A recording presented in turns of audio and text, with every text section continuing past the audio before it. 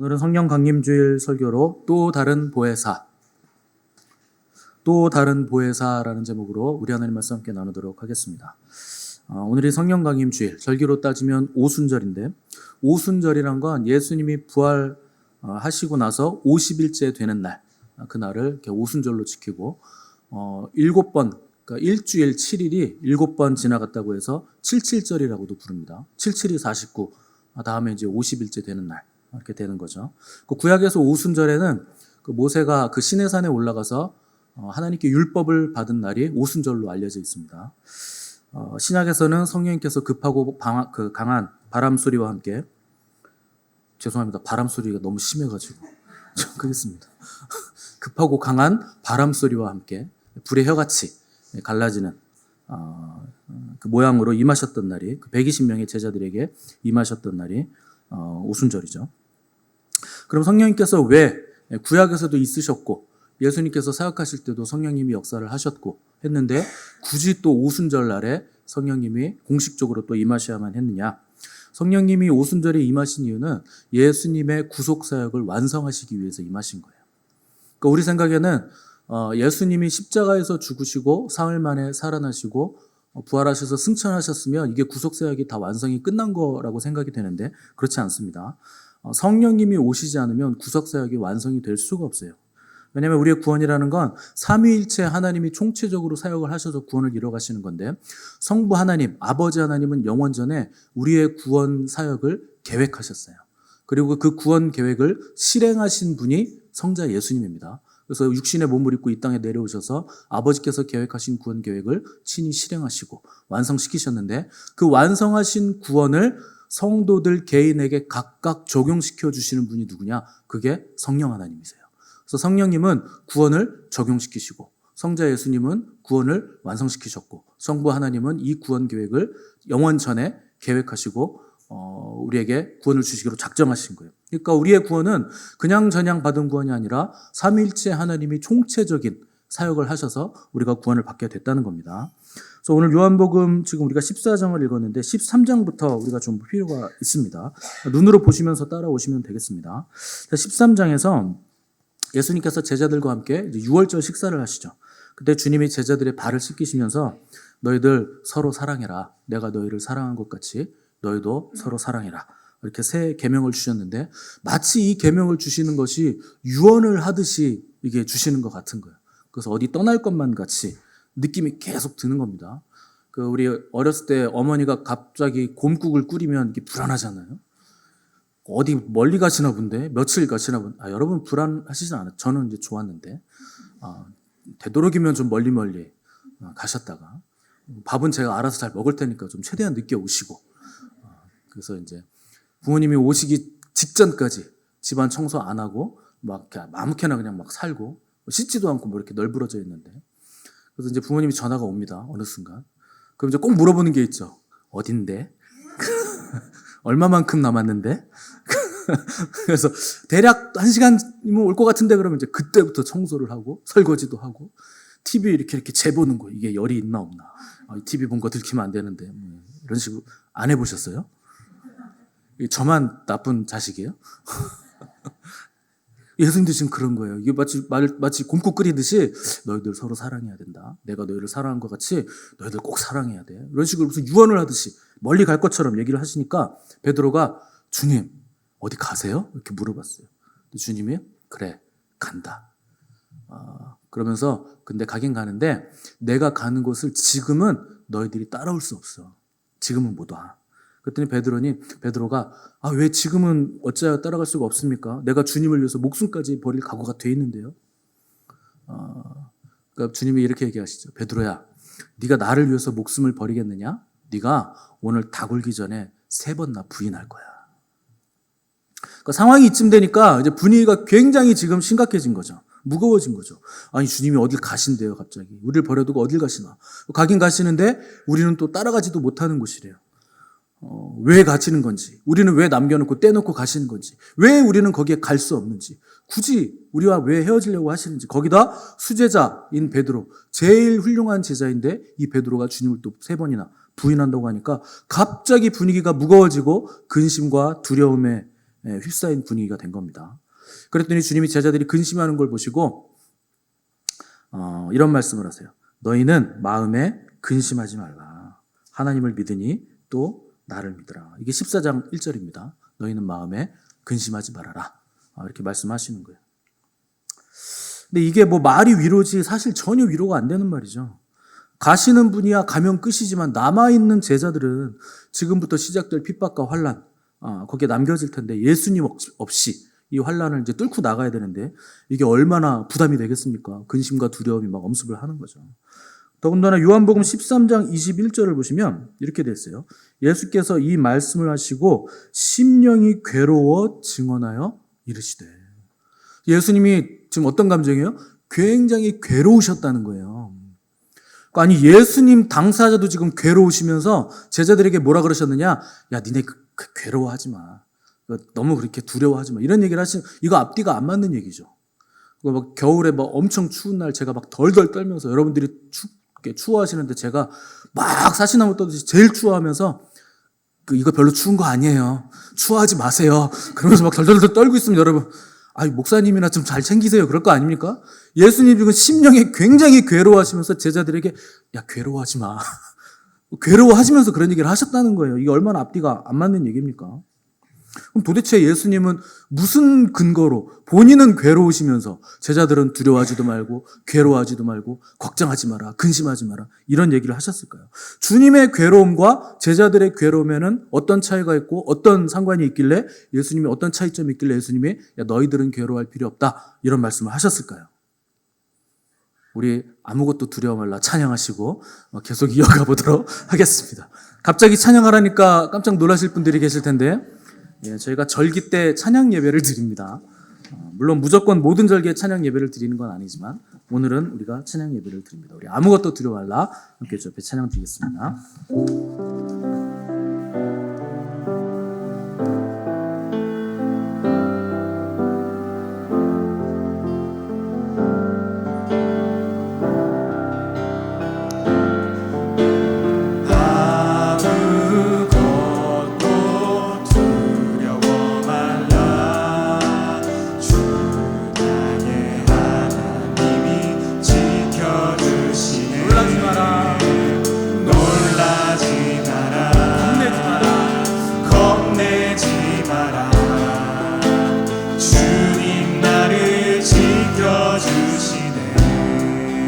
아무것도 두려워 말라.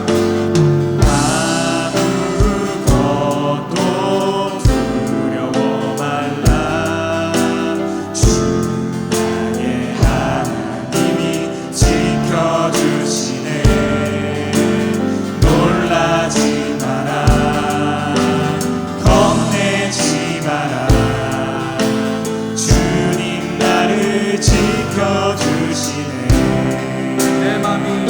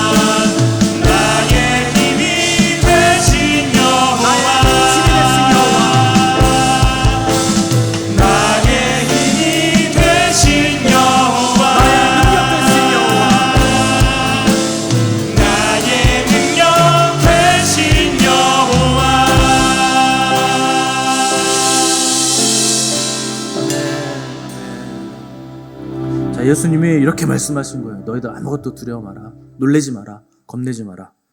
예수님은 당사자는 근심하시면서 왜 우리에게는 괴로워하지도 말고 근심하지 말라고 하시는가? 여기에 역설이 있는 거예요. 여러분 이 역설이 기독교 복음의 핵심입니다. 예수님이 너희는 마음에 근심하지 말라고 하신 이유는 우리가 근심할 필요가 없기 때문에 그래요. 왜냐하면 지금 누가 우리 대신 근심을 하시는 거예요? 예수님이 우리 대신 근심을 하시는 거예요. 우리의 모든 근심을 예수님이 다 가져가시겠다는 거예요. 우리의 모든 아픔, 괴로움, 고통, 심지어 죽음까지도 주님께서 지금 다 가져가시겠다는 거예요. 그러니까 주님은 괴로워하시되 너희는 근심하지 마라. 너희는 마음에 두려워하지 마라. 내가 다 짊어진다. 걱정하지 마라. 이렇게 말씀하시는 거예요. 그리고 나서 너희는 마음에 근심하지 말라 하시고 뒤에 덧붙이시기를 하나님을 믿으니 또 나를 믿으라. 여러분 근심하는 사람에게 찾아가서 야, 너 하나님 믿지? 너 나 믿지? 근심하지 마. 그럼 근심이 사라집니까? 여러분 그러면 위로가 되겠어요? 여러분 누가 와가지고 너 나 믿지? 걱정하지 마. 뭐 이러면 걱정이 사라집니까? 그렇게 해서 걱정이 사라지면 제가 걱정이 없겠죠. 그렇게 해서 걱정이 어떻게 사라집니까? 근데 여러분 이 말씀에는 예수님이시기 때문에 여기에 놀라운 계시가 있는 거예요. 하나님을 믿으니 또 나를 믿으라. 무슨 말입니까? 너희들 하나님을 믿지? 그분이 전능하신 거 믿지? 그 성부 하나님과 나 예수는 같은 하나님이야. 내가 너희들과 같이 있지 않았느냐? 내가 너희들 사랑하지 않느냐? 내가 너희들 가르치지 않았느냐? 내가 너희와 영원토록 함께 있을 것이고 너희를 다시 나 있는 곳에 데려갈 거다. 그러니 너희들 마음에 근심하지 말아라. 하나님을 믿는다면 나도 하나님이다. 나를 본 자는 아버지를 본 거다. 그러니 나를 또 믿어라. 내가 너희와 함께 있다. 얘기하시는 거죠. 예수님의 신성과 성부 하나님의 신성이 같은 것이고 예수님의 그 본질과 성부 하나님의 본질이 같다는 거예요. 그래서 하나님을 믿으니 또 나를 믿어라. 이렇게 얘기하실 수 있는 분은 오직 예수님밖에 안 계신 거죠. 로마서 8장 35절에 이런 말씀이 있어요. 띄워주세요. 다 같이 읽겠습니다. 시작. 누가 우리를 그리스도의 사랑에서 끊으리요? 환난이나 곤고나 기근이나 적신이나 위험이나 칼이랴. 내가 확신하노니 사망이나 생명이나 천사들이나 권세자들이나 현재일이나 장래일이나 능력이나 높음이나 깊음이나 다른 어떤 피조물이라도 우리를 우리 주 그리스도 예수 안에 있는 하나님의 사랑에서 끊을 수 없으리라. 아멘. 여러분 이게 우리의 소망이에요. 우리의 어떠함 때문이 아니라 하나님이 우리를 사랑하시기 때문에 우리가 근심할 필요가 없다는 거예요.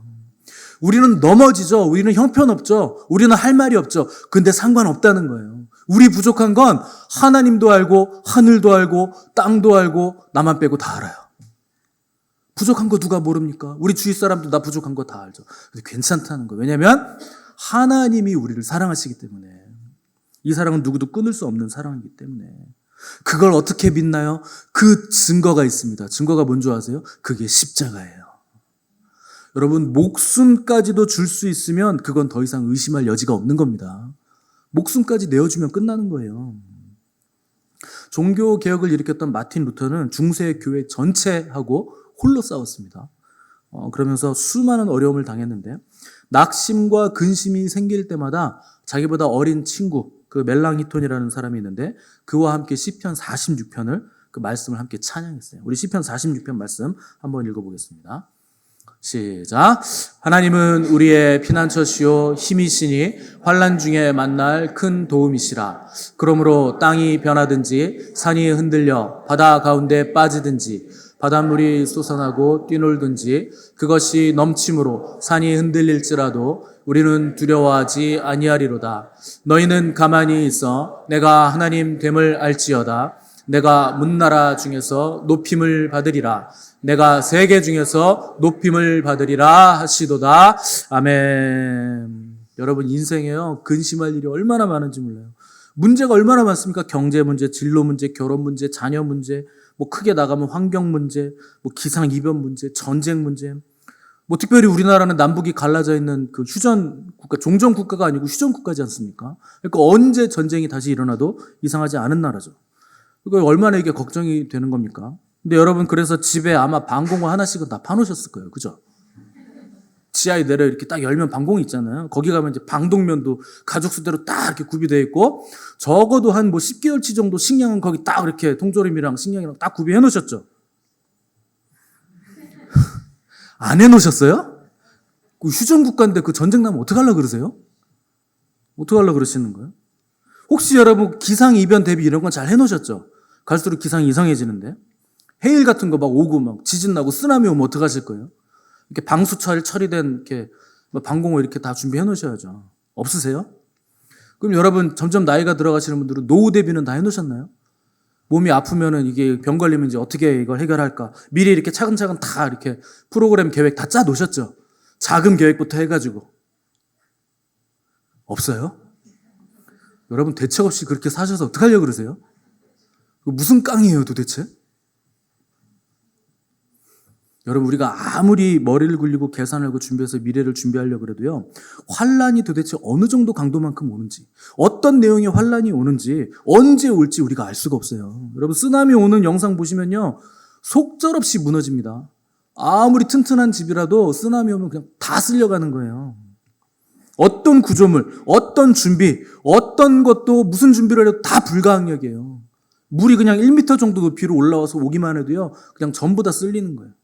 속수무책이에요. 그럼 우리가 어떻게 대비합니까? 우리가 대비한 거 아무런 힘도 발휘하지 못하죠. 그럼 우리가 왜 이렇게 대책 없이 아무것도 준비 안 하고 있을까요? 그게요. 불가항력이기 때문에 그런 거예요. 불가항력이기 때문에. 불가항력이기 때문에 우리가 준비를 안 하는 이유는 뭡니까? 누구만 의지하려고? 하나님만 의지하려고 준비 안 하는 거예요. 여러분 불가항력적인데 준비를 해서 그게 방어가 되겠습니까? 하나님 외에는 안 되는 거예요. 불가항력적인 건. 그래서 여러분 하나님을 의지하셔야 되는 거예요. 내가 아무리 머리 써서 준비해봐야 소용없습니다. 속절없이 무너져요. 우리 시편 46편 보세요. 엄청나게 두려운 상황을 열거해놨죠. 그때도 이런 일들이 있었다는 거죠. 땅이 변하고 산이 흔들리는 거. 이거 엄청난 지진이 발생했다는 뜻입니다. 또 바닷물이 솟아나고 뛰논다? 이건 태풍을 말하는 거예요. 허리케인 태풍을 말하는 거예요. 또 바다가 넘침으로 산이 흔들렸다? 해일이 발생해서 산이 막 지각 변동해서 막 옮겨졌다는 거예요, 산이. 얼마나 강력했던지. 산들이 막 산까지 넘쳐 들어온 거죠. 이거 어떻게 감당합니까? 근데 밑에 보니까 뭐라고 돼 있습니까? 그런 상황일 때 너희는 뭘 해야 되느냐? 너희는 가만히 있어 내가 하나님 됨을 알지어다. 여러분 가만히 계시기 바랍니다. 가만히 계셔야 돼요. 아니 태풍이 불고 지진이 일어나고 해일이 발생하는데 가만히 있으라고? 뭐 죽으라는 겁니까? 왜 가만히 있으라는 거예요? 여러분 사람이요 큰 일이 발생했을 때 가만히 있는 게 얼마나 어려운 줄 아세요? 사업이 망해가고 있는데 하나님은 가만히 있으라는 거예요. 그거 얼마나 어렵습니까? 여러분 가만히 계실 수 있어요? 사업 망할 때? 당장 내일 내 사업이 어떻게 될지 알 수 없는데. 근데 하나님 앞에 가만히 앉아가지고 하나님의 도우심만 기다리고 있는 거예요. 하나님의 처분을 기다리고 있는 거예요. 여러분 이게 한심해 보이죠? 믿지 않는 자들은 이걸 이해를 못해요. 한심해 보인다는 거예요. 아니 지금 망하게 생겼는데 왜 가만히 있어? 그래서 가만히 있는 게 어려운 거예요. 왠 줄 아세요? 그게 두려우니까요.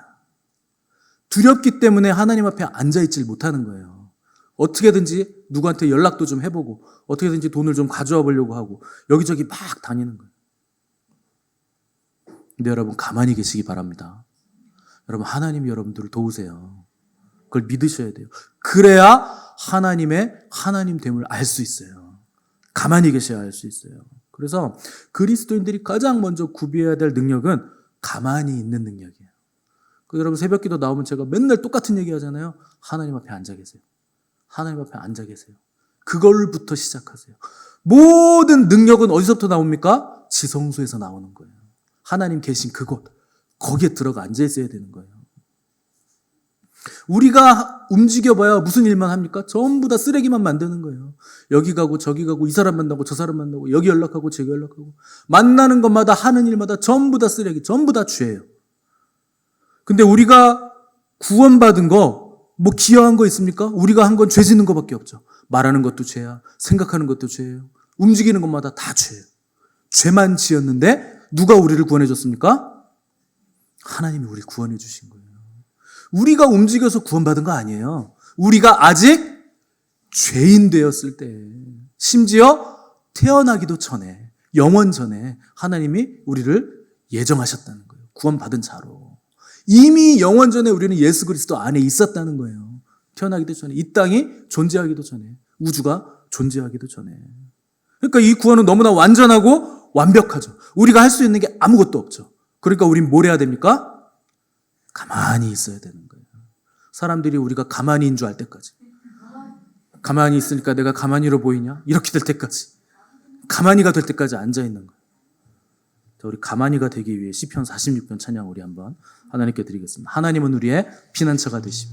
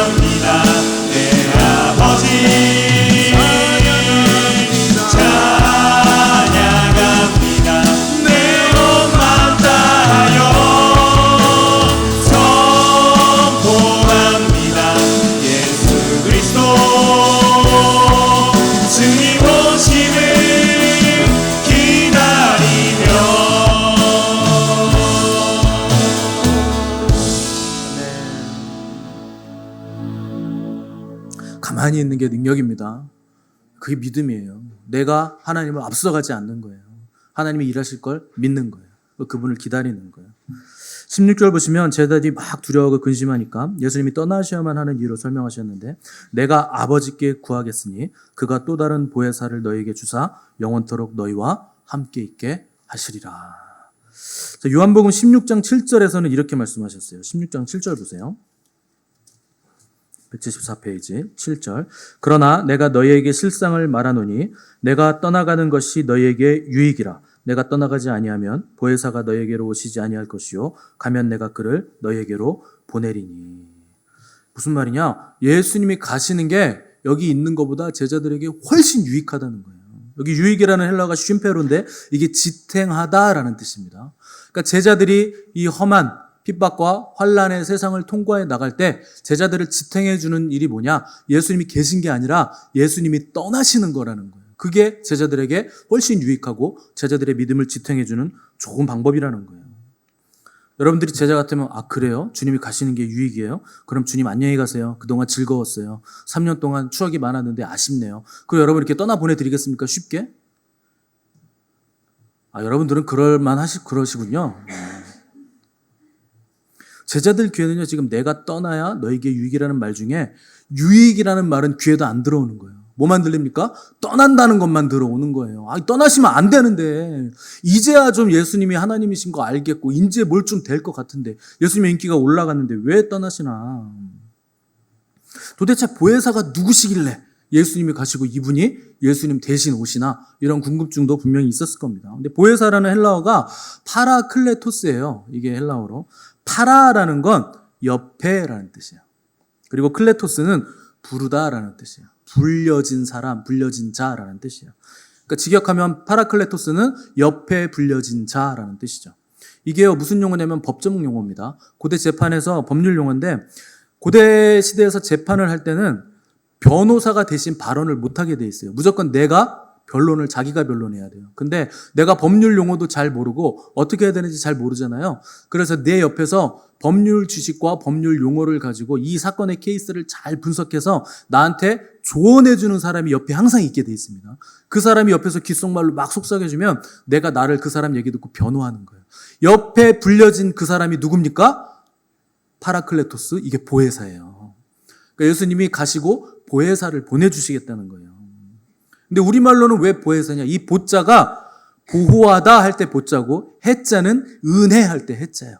사는 은사할 때 그 선생님이라는 뜻입니다. 그러니까 보혜사 하면 우리를 보호하시고 은혜를 주시는 선생님이라는 뜻이죠. 이거 굉장히 번역을 잘한 겁니다. 우리말로 보혜사라고 번역한 거 굉장히 잘한 거예요. 근데 이 보혜사가 내 옆에 불려진 그분이 나에게는 가르치는 교사가 되시고 조언도 해주시고 재판 과정 전체를 인도해 가시는데, 이분은 인간이 아니라 누구시냐면 하나님이세요. 모든 걸 다 아시는 하나님이 내 옆에서 보혜사 역할을 해주시겠다는 거예요. 그러니까 얼마나 마음이 든든해지겠습니까? 그러니까 주님이 야, 내가 가는 게 너에게 훨씬 유익해. 내가 가야 또 다른 보혜사가 너에게 온다. 이렇게 말씀하신 거예요. 자, 여기서 또 다른 보혜사라고 하셨으니까 원래 보혜사가 있다는 뜻이죠. 그분이 누굽니까? 예수님이 보혜사세요. 오리지널 보혜사는 예수님이시고 또 다른 보혜사는 성령님이신 거예요. 그러니까 예수님이 그동안 제자들과 함께 계시면서 보혜사 역할을 하시면서 제자들을 잘 돌봐주고 은혜를 주고 가르침을 주고 인도를 하셨던 보혜사 역할을 하셨다는 거죠. 그런데 놀랍게도 이번에 오시는 보혜사는 예수님과는 다른 거예요. 완전히 다른 분이 오시는 거예요. 이분은요, 예수님은 한 번에 한 사람만 케어하실 수 있었는데 이번에 새롭게 오시는 보혜사는 한 번에 모든 사람을 케어할 수 있는 거예요. 모든 시간에 모든 장소에서 모든 사람을 다 케어할 수 있는 보혜사가 온다. 그래서 내가 가는 게 너에게 훨씬 유익이다. 이렇게 말씀하신 거죠. 여러분 전혀 감동하지 않는 얼굴들인데 만약에 예수님이 계속 보혜사 역할을 지금도 하고 계시잖아요. 하늘로 안 올라가시고. 그럼 여러분 어디로 가야 됩니까? 우리가 보혜사가 필요할 때는? 어디로 가야 된다고요? 예수님한테 가야 되는데 지역을 어디로 가야 돼요? 이스라엘로 가야죠. 이스라엘로. 비행기 타고 이스라엘로 가셔야 돼요. 이스라엘 가셔서 저 북쪽에 갈릴리 지역으로 올라가셔야 돼요. 여태까지 계셨으면 여태까지 베드로 장모 집에 거하시진 않겠지. 이 정도면 돈 많이 버셨겠지. 헌금도 많이 하셨을 텐데 사람들이. 아무튼 갈릴리 어디로 가셔가지고 예수님 바로 만날 수 있겠습니까? 못 만나죠. 일단 뭘 뽑아야 돼요? 네? 번호표를 뽑으셔야 돼요. 우리만 가는 거 아니잖아요. 전 세계 사람들이 다 갈 거 아니에요, 예수님한테. 번호표 뽑았는데 순서가 653만 7,525번째 딱 이렇게 나오는 거예요. 그럼 이제 집에 다시 와야 돼. 연락 올 때까지 기다려야 돼. 번호표는 일단 뽑았으니까 요 번호표 될 때까지, 시간 될 때까지 기다려야 돼. 그럼 얼마나 여러분 평생에 보혜사 예수님 만날 수 있겠어요? 그러니까 예수님이 가셔야, 그리고 또 다른 보혜사 성령님이 오셔야 한 번에 모든 사람에게 모든 장소에서 보혜사 역할을 하실 수 있는 분이 오신 거예요. 그래서 내가 가는 것이 너희에게 유익하다. 그래서 성령님이 오신 거예요. 그래서 성령님은 동시에 모든 곳에 계실 뿐만 아니라 모든 사람에게 역사하실 뿐만 아니라 모든 곳에 편재하세요. 그리고 모든 사람과 인격적인 교제를 동시에 나누실 수 있는 분이에요. 그분이 하나님이시기 때문에. 우리 시편 139편 말씀 한번 읽어보겠습니다. 시작. 내가 주의 영을 떠나 어디로 가며 주의 앞에서 어디로 피하리이까? 내가 하늘에 올라갈지라도 거기 계시며 수월에 내 자리를 펼지라도 거기 계시니이다. 내가 새벽 날개를 치며 바다 끝에 가서 거주할지라도 거기서도 주의 손이 나를 인도하시며 주의 오른손이 나를 붙드시리이다. 아멘. 자, 내가 주의 영을 떠나 어디로 갑니까? 여기 주의 영이 성령님이에요. 보혜사 성령님. 성령님을 떠나 내가 어디로 갈 수 있겠습니까? 성령의 임재는 하나님의 임재와 똑같다는 거예요. 그분은 모든 곳에 다 계신 거예요. 편재하신 거예요. 무소부재하신 거예요. 전지전능하신 거예요. 모든 곳에 계세요. 천사나 마귀는 한 곳에만 존재할 수 있습니다. 편지할 수 없어요. 무소부지할 수 없어요. 그들은 유한한 피조물들이기 때문에. 근데 성령님은 전지하시고 편지하시고 무소부지하시고 영원하시고 전능하신 하나님이세요. 삼일째 하나님 중에 한 분이세요. 그분이 어디로 오셨느냐? 저와 여러분들 안에 오셨다는 거예요. 우리를 친히 성전 삼으셔서 그 안에 계신다는 거예요. 그래서 주님이 야 내가 너희를 고와 같이 버려두지 않을 거야. 걱정하지 마. 내가 보혜사를 보낼 거고 그 보혜사인 성령을 통해서 내가 너희와 영원까지 세상 끝날까지 함께 있을 거야. 그분이 오시면 내가 너희 안에 너희가 내 안에 거하는 거다. 우리가 함께 있는 거다. 그것을 실현하신 게 오순절이에요. 그날이 오순절 성령 강림이에요. 그 성령님의 능력이 아니고서는 누구도 예수님을 주라고 시인할 수 없습니다. 그래서 우리가 믿음을 가지게 된 거 우리가 믿음이 좋아서 가졌죠? 아니에요. 여러분 이 자리에 앉아있는 거 하나님을 하나님 아버지라 부르고 예수님을 나의 구세주라고 부르고 성령님을 주님의 영이라고 부르는 거 하나님의 영이라고 부르는 거 그거 누가 해주시는 일이냐? 우리 안에 계시는 성령님이 그렇게 해주시는 거예요. 우리 고린도전서 12장 3절 말씀 한번 읽어보겠습니다. 고린도전서 12장 3절 말씀 없나요? 있네요. 시작. 또 성령으로 아니하고는 누구든지 예수를 주시라 할 수 없느니라. 아멘. 여러분 예수님을 구주로 믿으십니까? 그러면 여러분 안에 성령님이 계신 거예요. 그거는 우리 안에 계신 성령님만 해주실 수 있는 일이에요. 여러분 성령님이 내 안에 안 계신데 내가 예수님을 믿을 수 없어요. 예수님을 구세주로 영접할 수 없어요. 불가능해요. 우리가 어떤 사람들인데 하나님께 우리 스스로 나아갑니까? 그럴 리가 없잖아요. 이건 성령님의 전적인 사역이에요. 여러분이 산을 오르는 걸 생각해 보세요. 산을 오르다가 높은 절벽을 막 올라가요. 근데 절벽이 너무 가파라. 그래가지고 중간에서 매달려서 점점 힘이 빠져 있어요. 그때 여러분의 믿음이 여러분을 구원해 줍니까? 나는 반드시 여기로 올라갈 믿음이 있어. 믿습니다. 손가락에 힘이 빠지고 있어. 매달린 상태에서. 믿습니다. 그러면 올라가쳐요? 우리 믿음으로 올라갈 수 있는 거 아니에요. 그때는 위에서 누군가 나를 잡아줘야 돼요. 그걸 놓지 않아야 되고 끝까지 당겨서 끌어올려줘야 돼요. 여러분 그걸 성령님이 해주신다는 거예요. 내 믿음의 힘으로 올라갈 수 있는 게 아니에요. 믿는다고 되는 거 아니에요. 믿습니다 한다고 몸이 올라가는 거 아닙니다. 성령님이 역사해 주시는 거예요. 여러분 우리는 믿음을 지속시킬 능력이 없어요. 끝까지 내 믿음을 견고하게 가져갈 수 있는 능력이 없어요. 우리의 믿음으로 우리를 구원해 주셨다면 우리는 구원 받지도 못했을 것이고 구원해 주셨다 해도 우리 믿음으로 버텨라 그랬다면 우리는 전부 다 믿음에서 파산했을 거예요. 우리에겐 그럴 능력도 없고 힘도 없어요. 성령님이 우리를 붙들어 주시는 거예요. 또 우리 안에 성령님이 계시다는 증거가 또 있죠. 하나님의 말씀과 예수 그리스도의 가르침이 자꾸 생각나는 거예요. 여러분 안에 성령님이 계신 게 안 믿어지시겠지만 여러분이 믿음을 가지신 것 자체가 성령님이 계시다는 증거고 또 우리에게 하나님의 말씀과 예수 그리스도의 가르침이 계속 생각나게 해주시는 것도 성령님이 해주시는 거예요. 우리 안에 성령님이 그걸 하시는 거예요. 그래서 요한복음 14장 26절 보시면 보혜사 곧 아버지께서 내 이름으로 보내실 성령 그가 너희에게 모든 것을 가르치고 내가 너희에게 말한 모든 것을 생각나게 하시리라. 말씀을 떠올리게 해주시는 거예요. 그리고 깨닫게 해주시는 거예요. 가르쳐 주시는 거예요. 이게 성령님께서 우리에게 오셔서 하시는 일이에요. 그래서 떠오르게 하시고 생각나게 하셔서 우리의 생각을 말씀화시키시고 양심을 말씀화시키시고 우리의 삶의 행동들을 말씀화시키셔서 거룩하게 변화시켜 가시는 거예요. 또 성령님은 각 사람에게 따로따로 단독으로 역사하시지만 그 안에 계시지만 또한 하나의 영이시기 때문에 우리 교회를 하나로 묶어주신 영입니다. 우리는 같은 성령님, 한 아버지, 한 구세주 안에서 있기 때문에 우리는 서로가 서로를 하나인 사람들로 바라봐야 되고 있는 그대로 받아주고 서로를 격려하는 공동체로 서야 되는 거예요.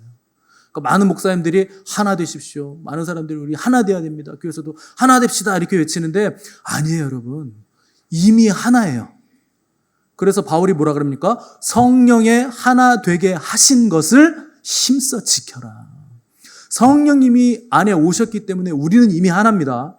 그 하나 되게 하심을 우리는 힘써 지켜나가는 거예요. 오늘 성령 강림절은 이토록 놀라운 성령님을 우리에게 오셨다 하는 것을 기념하는 날이에요. 우리가 성전 삼아 우리를 성전 삼아서 우리 안에 영원히 거하시는 그 성령 하나님, 여러분 그 성령 하나님을 기뻐하시기 바랍니다. 그리고 그분을 기쁘게 해드리시기를 바랍니다.